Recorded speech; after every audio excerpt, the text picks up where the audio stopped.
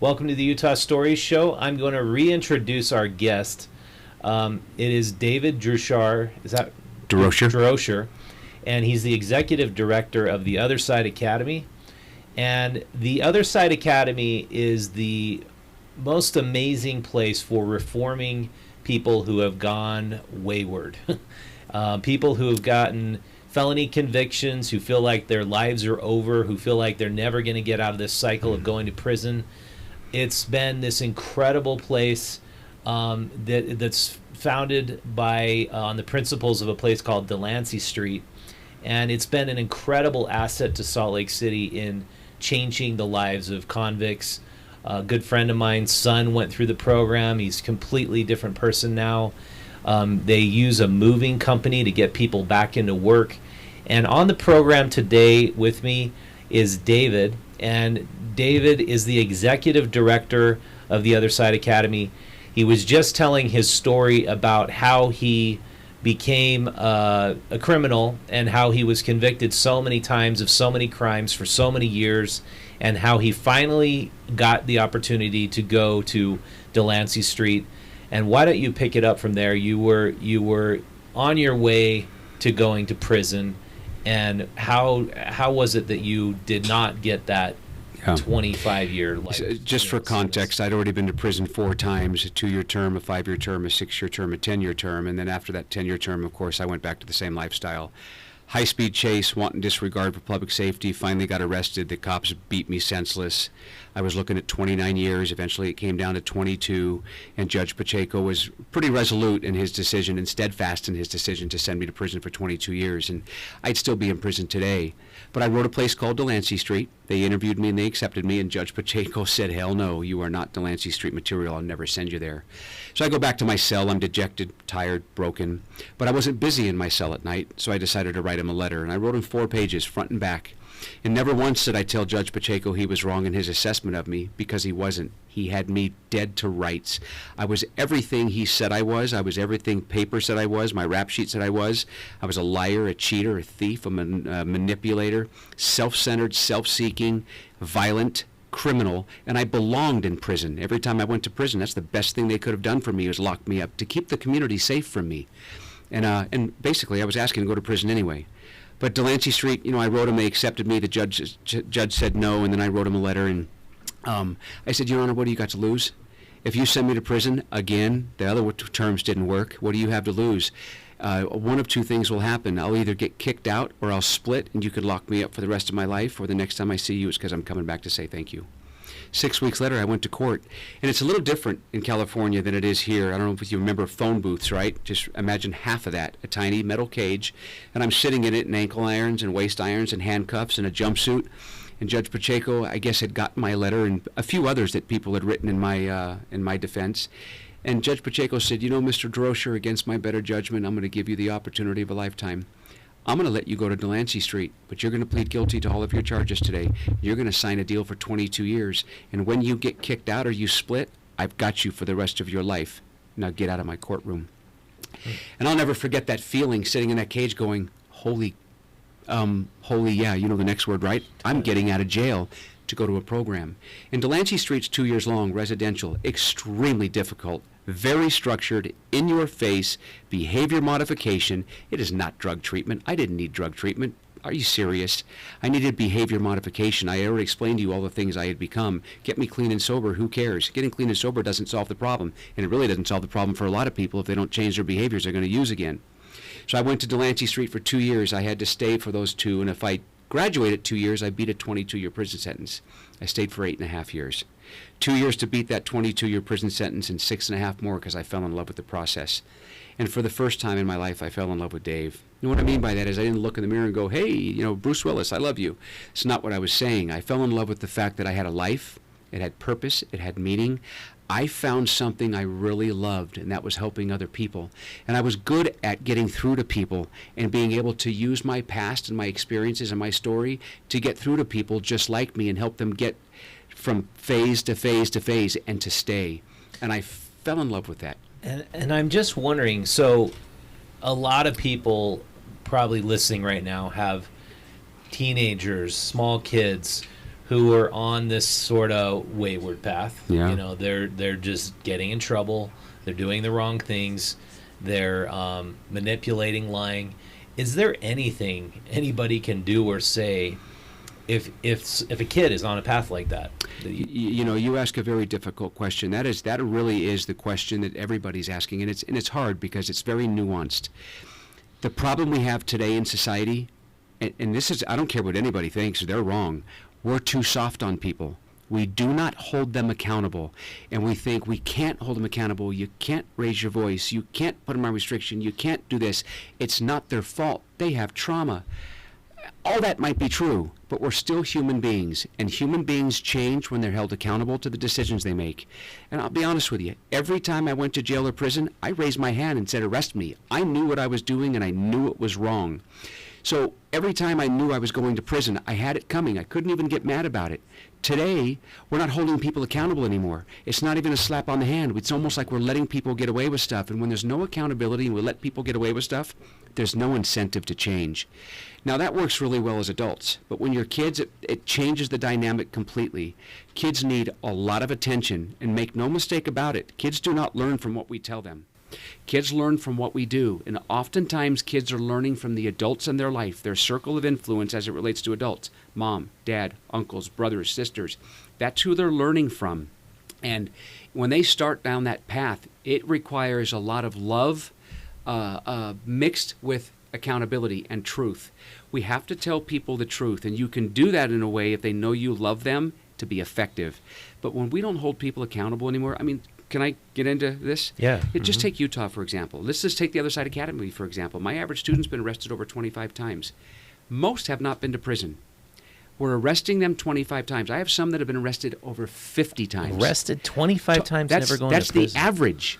I have people that have been arrested 30 or 40 times. They go to jail, they get out. They go to jail, they get out. They go to jail, they get out. They go to jail, they get out. Hell, we have a girl that just got in an accident 2 days ago on the freeway. She's 22 years old. She's drinking. She's driving. She killed 2 people, got out of jail 5 hours after she got there, released on her OR. I'd be willing to bet you she drinks tonight. Now she even has more reason to drink. Judges aren't thinking about this. For whatever reason, release them, bail, put them back into society. I have people who have left the Otherside Academy who are driving down the 15 freeway at 2 o'clock in the morning who get in an accident, slam into the barrier. The cops get there. They arrest them. They've got pipes, heroin, foil, all the paraphernalia. They go to jail. They're out 8 hours later doing the same thing. We're killing people. People think you need to be soft. You need to be caring. Holding people accountable is caring. When we keep letting them go, and when the drug addict and the criminal knows that there's no accountability, when they know that they're going to get arrested and released, why in the hell should they change? Yeah. There's no accountability. Well, what about this argument that America has more incarcerated people than anywhere in the world by far? We a do. greater percentage of our population are in jail. Is jail the answer? Is there a better solution? What do we do to reform people? Yeah, so that's a great question. So look, people always say we can't incarcerate our way out of this problem. You're right. We can't. That's not what jails and prisons are designed for. Jails and prisons are designed to incarcerate criminals. Look, I was a criminal. I deserve to go to prison. Make no mistake about it. If you take nothing else from this podcast, take this. Jail and prison saved my life. It saved my life and probably others. Being a drug addict and a criminal, there's a continuum, a spectrum. Nobody starts, first crime they ever commit is a bank robbery. That's not how it happens.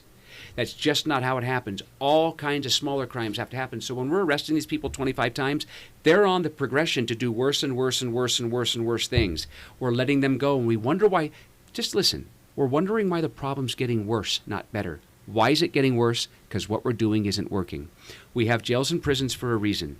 And here's the difference. If you have a guy that's got $10 million in the bank and he's sitting at home in the confines of his own a home, comfortably ensconced at his table, and he's smoking drugs, and he's buying it with his own money and not committing any crimes other than the fact that he's buying drugs, there's not much you can do. And when he's ready to change, he can go buy for his own program. But if you're a criminal breaking into someone's home, stealing their guns, committing more crimes with them, breaking into your wife's car, stealing her purse, destroying your guys' credit by creating new accounts, those are criminals. What we're doing is we're going, it doesn't matter, they're drug addicts, they have a disease. We can't put them in jail, that's not going to solve the problem. The hell it isn't. Jail saved my life, and every time I went to jail, I got closer and closer to wanting to change. Jail serves a purpose. Arrest the criminal. If the drug addict is attached to it, oh well. Or we can do what everybody's doing in California. We can completely destroy the state and have no accountability, none at all, and let the homeless drug addicts take over the entire state and think we're doing good. We're killing people. We're not helping them. Jail, it's not going to change people, and if we had better programs in there, it might help. But jails and prisons serve a purpose. Mm-hmm. And you'd think I would come from a different perspective. Prison saved my life. I would not be here today if those judges did not hold me accountable, and we're not doing it anymore. So it's, in your opinion, it's not a matter of compassion, it's a matter of accountability. But once they get into prison, are the programs serving the inmates, do you feel? The problem in jails and prisons is it's really hard to change there. There's a lot of programs. I go into prisons all over the state and do presentations, even in some of the programs for graduations as the keynote speaker and whatnot. Been in prisons in California.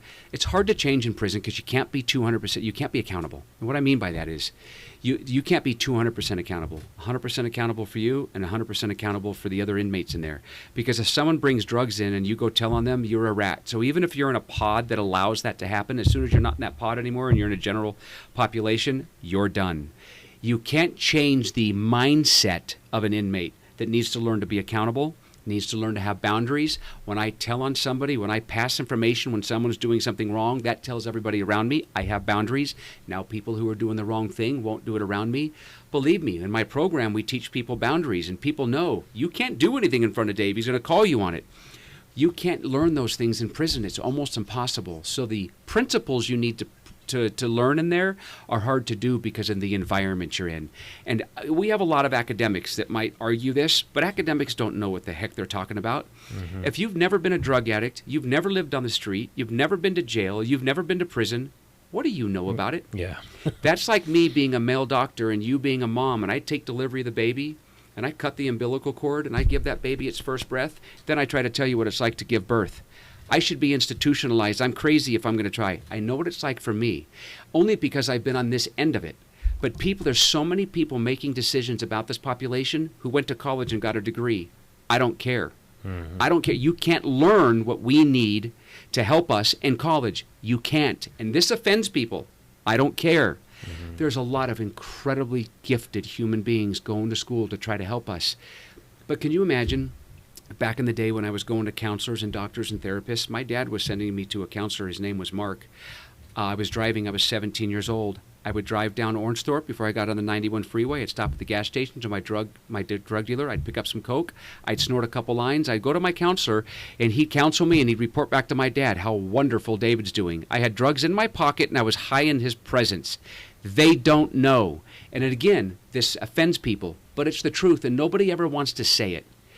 You don't know what you don't know. And if you've never lived on the street, never been to jail, never been to prison, how can you relate heart to heart with people? Yeah. You just don't know. And that doesn't mean there isn't great people trying. But, when you have PTSD from the military, who are the best people to help you? Those who have PTSD. Others that have been through it, right? Mm-hmm. When you're in the military or you're police or you're a first responder and, you have PTSD, the people to best help you are those who've been through it. There's nobody better to help us than us. Yeah. But again, you have academics trying to help this population that know absolutely nothing about who we really are and what we really go through. Yeah, makes sense to me. So on the next segment of the program, we're going to talk about homeless policy, current homeless policy, and the Housing First agenda, and what we've kind of learned about that. That's to get people into housing before they're clean and sober, or if they still have mental conditions. We've talked to some people on the streets today about current housing and homeless policy. We're going to compare those observations with what David has to say. That's all going to come up right after this break. And for those of you who have joined us on Instagram, thanks for joining us. We're going to end the live feed right now on this channel, and we're going to continue it on YouTube. Catch us there. You can check out the entire episode on YouTube after we're done recording. So thanks for joining us, and we'll be right back.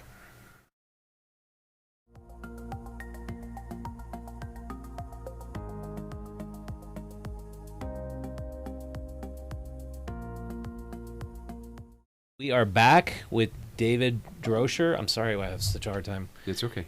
So do I. So in the previous segment, we were talking all about his story and how he ended up where he was. We were starting to get into the criminal justice system and how people get reformed, rehabilitated, why current prisons aren't working. You can check that out in the previous segment. But this segment, we want to talk about current homeless policy, which we've been talking about on the show for the last 4 weeks. We've been covering homelessness for 8 months.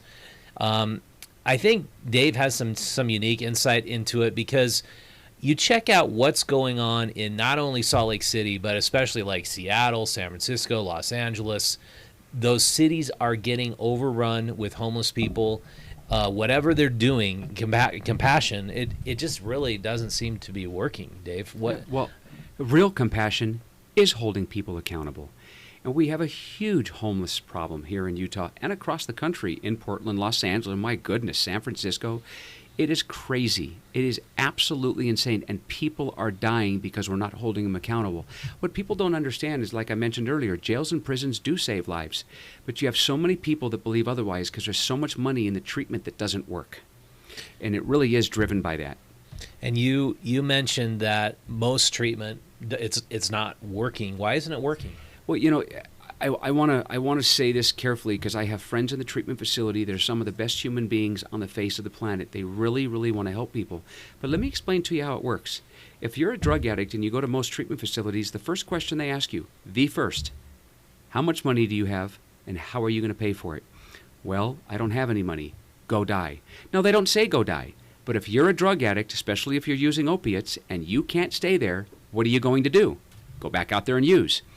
And let's just say you do have the money to self-pay or you have Medicaid. The Medicaid, that means the taxpayer's paying for it. Medicaid, you don't have any skin in the game. Somebody else is paying for it. Or mom and dad fork up $20,000 for the 6th time.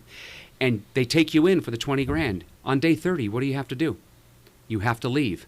Are you leaving because you're ready? No, you're leaving because the funding's run out. So, you know, could you imagine you have a disease, you have a real disease, not this thing they call addiction, but you have a disease and they give you 100 penicillin and you only take 6? You're not going to get healed. I want to pause you there. You don't believe addiction is an illness. I believe it's a decision. You know, I really, because I've been clean for 17 years. If I wanted to go get high, it isn't because my disease kicks in today. It isn't because I woke up and my disease sucked me up over to the Flacco's house to pick up. Ultimately, do you use heroin? No. Why not? Because you decide. I've never wanted to try because it. you decide not to. And why can't that be true for us? And when we tell drug addicts, you have a disease and relapse is part of recovery. You just gave us an excuse to use. And if you give a drug addict an inch, he's going to take the whole damn yardstick. Now I think I'm sick. Now I know that when I get my feelings hurt and act like a little child, I can go use. And someone's going to go, my God, why'd you use? Well, I got triggered. Who in this country doesn't get triggered? Who doesn't get upset? Who doesn't get mad? We are killing people by telling them that it's okay. We're not holding them accountable to the decisions that they make. Most drug addicts, if they get clean for a year, 2 or 3, if they get high again, they made that decision while they were clean and sober. They made the decision knowing what the consequences are. Been clean for 3 years. I'm going to go use some meth. I know it's going to destroy my life. I know I'm going to break the hearts of the people I claim I care about. I'm going to go do it anyway. That's a horrible decision. That's not a disease. Cancer's a disease. That's just how I feel about it. Yeah, that's a controversial It is stance controversial. to take, but I mean, I got to say I agree with you because in my family, the people who have had the hardest time are the ones who have the wealthy parents who can pay for the treatment. Yep. And I just see it over and over again. The cycle continues. If they're not hitting a rock bottom, but they're hitting a soft bottom, a cushy bottom, and they can bounce up quickly, it just doesn't seem like that recovery or that change of mind happens. Yeah. Let me make a couple quick points, may I? Anybody who's listening that knows a drug addict, 100% of the time, not 99, 100, we become liars, cheaters, thieves, manipulators, sneaky, abusive, violent emotionally, sometimes physically. All of those things are true. Anybody who's doing drugs that has a family is telling them they're going to stop. They're being told they need to stop. They're hiding drugs. They're stealing money to get it. So let's get them clean and sober for 30 days. Who gives a shit? Clean and sober is a term we should never use again, because if you go into a program and you are a liar, a cheater, a thief, and a manipulator, and you're violent emotionally and physically, and you get clean and sober, when you leave there, what else are you still? All of those things I just mentioned. If you do not change the behaviors that led you to use to begin with, you're going to use again. So let's go back to the 30, 60, 90-day model. Pay the 20 grand, day 30 you have to leave. But counselor, I'm not ready. But Dave, you need to leave. We need the bed space. But I'm going to go reoffend. I'm going to go use again. You go out there, you pick up where you left off, you do an issue, you're dead. We're killing more people than we're helping, but nobody wants to talk about it. They want to see, these 30, 60, 90-day models, in spite of the fact that they're incredible human beings working there, their hands are tied. If anybody listening to this thinks that me, after 27 years of drug addiction and 4 consecutive prison terms, is going to get well in a 30-day program, they need to be institutionalized. They need more help than I do. Of course I'm not going to. No judge would send me there because they don't work very well. And even now they have a 3 to 5% success rate. 3 to 5% success rate. But there's billions and billions and billions of dollars being poured into them. And I'll be honest with you, we're indoctrinating people in this country thinking that soft is the way to go. And the problem's getting worse, but no one wants to pay attention to it because everybody's getting paid. So the Otherside Academy, the Delancey Street Academy or Delancey Street worked for you. I mean, what was it that was so effective? Because when I've been to doctors and counselors and therapists. I mentioned earlier I was going to a counselor. I was getting high when I was going to a therapist. I was getting high when I was going to see him. And he reported to my parents how great I was doing. They don't know. They don't know. Delancey Street, no doctors, no counselors, no therapists. That place has been around since 1971 and graduated over 25,000 people back into the community for free. When you get there, they take no money from the government. City, county, state, federal government, nothing. They have social enterprises that generate all the revenue, and we are responsible to work in them. Why shouldn't we? When I go to jail, who's paying for me to be there? Taxpayer. I'm a burden. When I go to prison, who's paying for me to be there? Taxpayer. I'm a burden. When I go to a program that I'm not paying for it, somebody else is paying for it, I'm a burden. When I'm 40 and I knock on mom and dad's door when I got out of my program for the 8th time, I'm a burden. When are we going to start helping people not become a burden and own the decisions that they make and take that liar, cheater, thief, and manipulator and give them enough time to learn to tell the truth, to be accountable, and to have integrity? If we don't do that, we wonder why people continually relapse, because they don't change. I don't care if people get clean and sober. I don't care if they get clean and sober. That's a horrible term to use. It's about whole person change. That's why Delancey Street's so successful. That's why the Otherside Academy is so successful, percentages-wise, when people graduate, because it's about whole person change. If you change all those behaviors, you get clean and sober for free. But if all we're trying to do is get you clean and sober, we can already do that. Put you in jail in a cell where there's no drugs for a year. What are you? Clean and sober. What do you do the day you get out? Straight to Flacco's house to pick up dope. Well, so if I understand right, is Otherside, do they not require people who are there to be clean and sober? Oh, we absolutely do. But that's that's just scratching the surface. Right. Is your Let me explain something.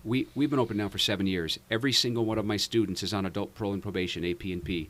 Our probation officer's name is Carl North. Anybody listening are welcome to reach out to him. They test our people randomly all the time. We have never given a dirty drug test to adult parole and probation. There's no drugs there.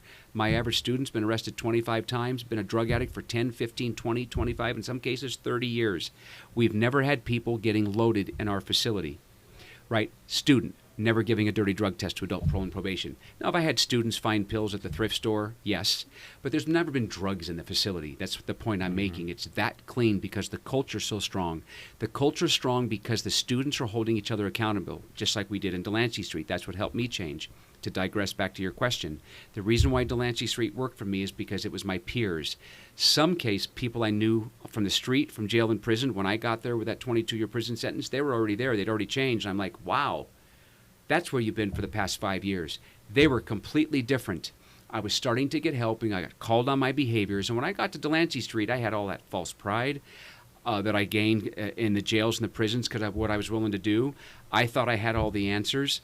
And I quickly realized I didn't even know the questions. And my peers nailed me to the cross. They called me on my behaviors. And sometimes it was in very colorful vernacular. That's what landed for me. People telling me about myself that were just like me. That made sense to me and it resonated. Can you imagine now, you got doctors dealing with drug addicts who are going in and out of jails and prisons going, oh, Bobby, you need to stop. Don't do that to that girl. That's not good. We leave that room laughing at that doctor, counselor, or therapist.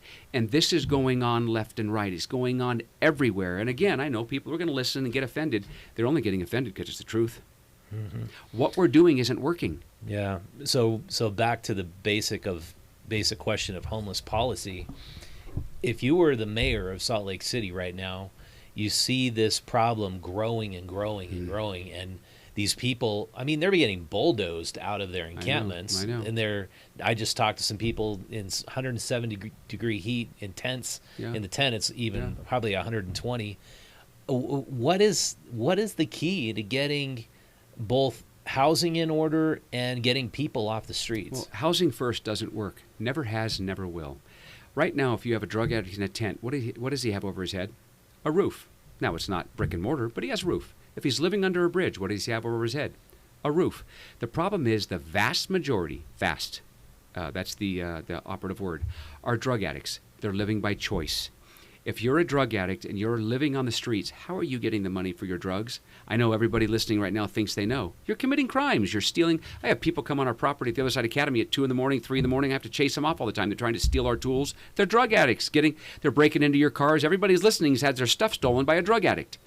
They're criminals. They're out there committing crimes. If they choose to be on the street, and why should they be allowed to live in front of a business for someone whose blood, sweat, and tears for 20 years have worked their butts off to build that business, and now you have a whole bunch of homeless people living out front, defecating on the sidewalk, and they got to close the business down because we're not holding the homeless people accountable.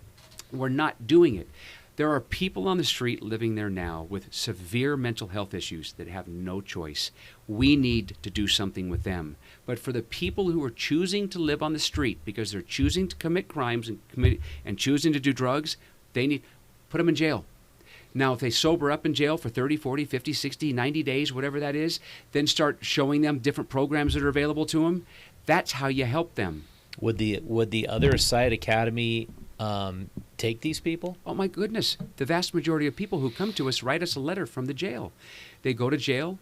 They're in jail. Well, what about off the pre-sentence. streets? Yes, We're sweltering in the heat right Two now. ways you can come to us. Go to jail, write us a letter, pre-sentence, we'll interview you, just like Delancey Street did me. Or you walk right through our front door, take a seat on the bench, and we'll interview you.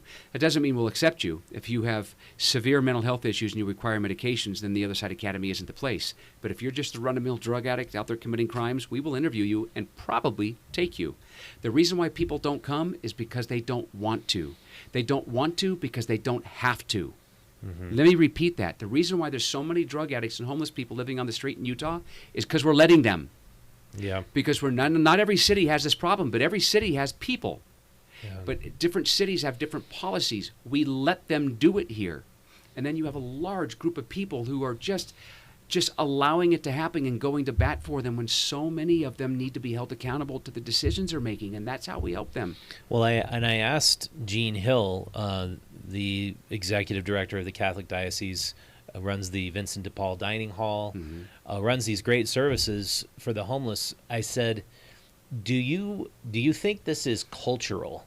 With all these people just living on the streets, using drugs, sitting out in front of your place, getting all the food they need, they're getting the shelter by putting up a tarp. Do you think there's a cultural aspect where these people just don't want to do anything besides use drugs?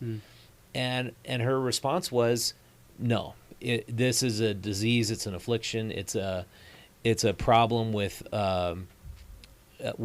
people who just need more help, need more housing. I guess, of course, you don't see it that way. I do not. So let me give you an example. Let's just use you as an example. Let's just say right now, if we want to talk about disease, and it's above most people's pay grade, let's just say right now I give you heroin 3 times a day for the next 30 days. You are addicted. Physically addicted. Doesn't mean you have a disease. It means you'll do anything to get your next fixed. I held you in a room. I locked you in there and gave you heroin 3 times a day. You're physically addicted. Now you'll do anything. Doesn't mean you have a disease. And when we say people have a disease, that gives them an excuse to commit crimes to get their drugs. Why is it a disease? Why isn't it a crime? If I'm breaking into people's homes to support my habit, why is that not criminal? Because they're a drug addict? That doesn't make any sense. The last thing I want to mention is the Otherside Village Yeah. is an opportunity to give people affordable housing, tiny home village. It's been stalled for so long. Are you involved in that? Yeah, that's initiative? the Otherside Academy. That's us that have initiated the Otherside Village. Yeah. So what's holding that up? Why isn't it happening? You know, it's a very, very arduous process with the city, with city council, with all these other organizations that are helping the homeless. Could you imagine if we have 450 tiny homes and it's a master plan community with permanent housing and we take all those people off the street and actually help them? What happens to the services? There's less people to help. There's less money being funded. I know that sounds really critical, but there's a lot of truth in it because a lot of the pushback we're getting are from those organizations, as if what they're doing is working. If what they were doing was working, why is the problem getting worse? Because what we're doing isn't working. Now, the tiny home village, we've gone all over the world studying other models. Spain, La Fageda, is a model where they employ people with severe mental health issues and handicaps. Eden Village in Springfield, Missouri, small tiny home community, same population. Community First in Austin, Texas, absolutely incredible organization. 50 acres of land, that was phase one. 350 tiny homes for the chronically homeless. The only difference is you're allowed to use and drink there. This is going to be a clean and sober environment. We're going to make it a city unto itself with social enterprises that they can work at if they want to and if they're capable of it, where all the service providers are there so this community, so these people aren't running around the city and they can't find them to get the medications that they need. There's going to be a cultural hall, all kinds of things provided for them. It's going to be a community where their neighbors and their peers can hold them accountable to the degree that they can. It is an absolutely incredible opportunity for people to live a dignified life. I want to do a whole nother show about that, but just in the short time we have, is it going to happen? It's going to happen. We know it will happen. Is it completely stalled right now? No, it's the city going through all the machinations that they have to go through, and they are making some things difficult, right? But when we sink our teeth into something, we really believe we're going to make this happen. We just had a couple of the tiny homes get completed. We're going to be bringing them over to our facility and storing them there until the land is ready. And I really believe Mayor Mendenhall is going to make it happen. She said that she wanted to do this and wanted to partner with us, and I believe that that's the truth. It's just I think there's been a lot more things that have come up that maybe people weren't anticipating. But we will make it happen. Good. And it is I want to see it. It sounds like like the Otherside Academy is the best thing I've ever seen come along. This sounds like the best thing as far as affordable housing. The Otherside Academy is on 7th East and 1st South. If we would have told our neighbors, and they're all neighbors on two of our sides are assisted living centers with the elderly finishing out their lives, that in 5 years we're going to have 100 ex-felons and ex-drug addicts living on property peacefully, they would think we were crazy. We've done just that. Our neighbors absolutely love us. When the assisted living center next door was selling the property, the owner came over to us and said, I want to sell it to somebody that I'm proud of. We just moved into our new building, and we now have 6 buildings right there in downtown Salt Lake City, and the neighbors come to our barbecues. We do dances for them. We do shovel their snow. We are the best neighbors, and we've cleaned up the neighborhood. And Mike Brown in the Salt Lake Police Department will tell you crime's gone down in our neighborhood. Not up, down. Now, people are saying, well, you can't do the village. It'll never work. Oh, yes, it will. And again, if what we're doing isn't working, why wouldn't we try it? Yeah. We're going to generate all the revenue ourselves. Yeah. It sounds like a perfect program. And looking at the amount of money that's going into homeless programs right now, Eric Peterson's coming on the program next to talk about that. We are piling up money atop of money, and it's all siloed in all these different organizations. These organizations aren't very good at communicating with each other because it's just like just throwing money at the problem, and it's not working. Right. And Housing First doesn't work. Do we need to put a roof over everybody's head? Absolutely. But if you take a drug addict, right, and you give him a housing voucher, and he goes to this housing complex, and he's got drugs in his pocket, he's got the voucher, he starts getting high, everybody else starts coming over, pretty soon he's destroyed the place, he's kicked out. Housing First has never worked, nor will it. There has to be an accountability component. It has to be built in. And if you're not willing to follow those little rules, you're not following them by choice. And when you don't follow them by choice, why aren't we holding you accountable? I can't emphasize that enough. There has to be the accountability piece and their peers holding them accountable. I mean, we've done Housing First now for decades. It hasn't worked. It's just Why do we getting keep worse. trying to do it? Yeah. Yeah, well, Dave, thank you so much for being on the show. You're welcome. I really appreciate your insight. Yeah, you're welcome. Yeah. As controversial as it might be. Have you ever considered running for mayor? I don't think my record would allow me to. Really? Yeah, I mean, well, I've it'd be done a few refreshing. years in prison. You know, but it's funny. I am an honorary colonel now with the South Salt Lake Police Department. Thank you, Jack Caruth. He's the chief. And I was the first honorary colonel to ever be on the board, to ever be an honorary colonel with a record. And he said, I don't care. I want you on the board. I want you to be part of this. And now I get to, sit in the room, be part of those discussions and help law enforcement. So, and there's a lot of other things I do in the community because I love to be a part of the community. I used to be a part from it. Now I'm a part of it. And there's nothing more gratifying than helping human beings get from where I once was to where I'm at and being a positive contributing member of our community. And I want all of my students to learn that. Yeah, that's just great. That's awesome to hear. All right. Well, thanks so much, Dave. You're welcome. So next on the program, we've got Eric Peterson, who's got a new story in the Salt Lake Tribune all about the Housing First, the funding, but he investigated a murder that happened on the Jordan River. And there's a lot of murders going on in the Jordan River. It looks like a serial killer. And we're going to get into that story. Eric's going to come on the program next. That's coming in just a few minutes. We'll be right back.